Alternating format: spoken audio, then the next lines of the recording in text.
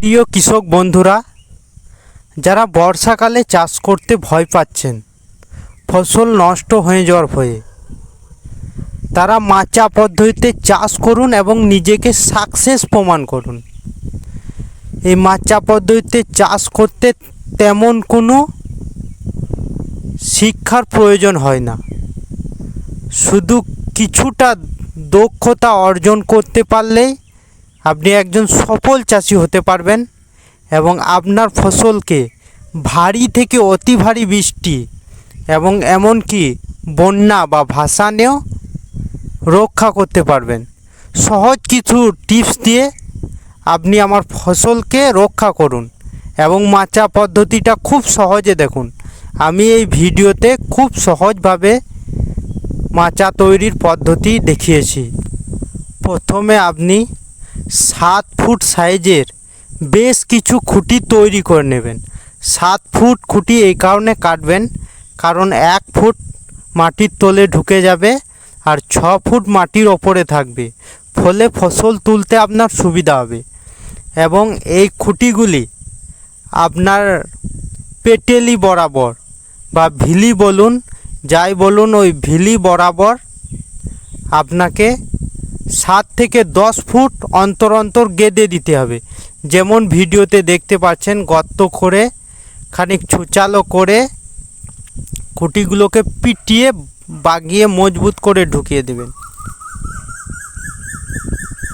তারপরে গোড়াতে মাটি দিয়ে পা দিয়ে তাকে এতটাই শক্ত করবেন যে খুঁটি যত মজবুত হবে আপনার মাচান তত মজবুত হবে। ওই জন্যে খুঁটিগুলিকে আগে ভালোভাবে মজবুত করে নিতে হবে। আপনার খুঁটি যখন মজবুত হয়ে যাবে তখন আপনি চারিদিকে তার এবং কট সুতো দিয়ে এটাকে সঠিকভাবে বাউন্ডারি করে তুলুন বা ওপরে একটা নকশা তৈরি করুন। ওই নকশার জন্য আমি একটা পার্সোনাল ভিডিও তৈরি করব, যে ভিডিওটি পরবর্তী সময় আপনি পেয়ে যাবেন কিভাবে ওই মাচাটা তৈরি করবেন। আর ওই মাচা তৈরি করার সময় যে বাঁশগুলি আপনি কেটেছেন সেই শিকুটিগুলি নিয়ে আপনার গাছ বরাবর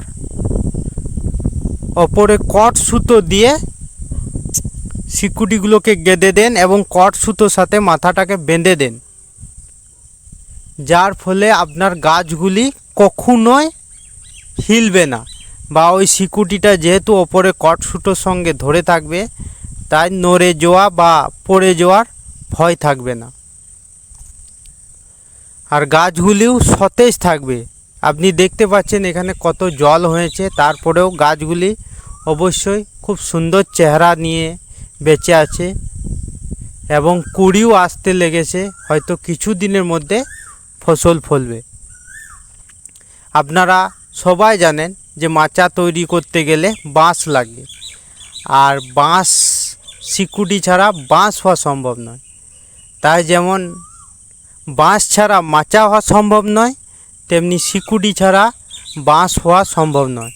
তাই শিকুটি বা বাঁশের কঞ্চি দিয়ে আপনি খুব সহজেই মাচা তৈরি করে নিতে পারবেন। আমরা আপনাকে নেক্সট ভিডিওতে অবশ্যই দেখাবো যে কিভাবে মাচা তৈরি হয়।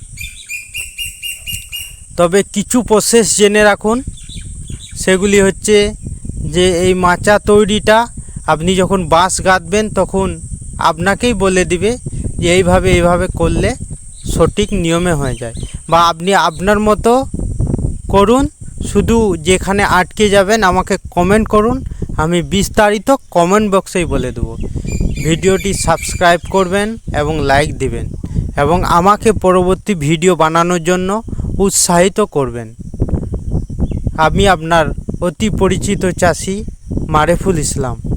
আজকের ভিডিও এই পর্যন্ত।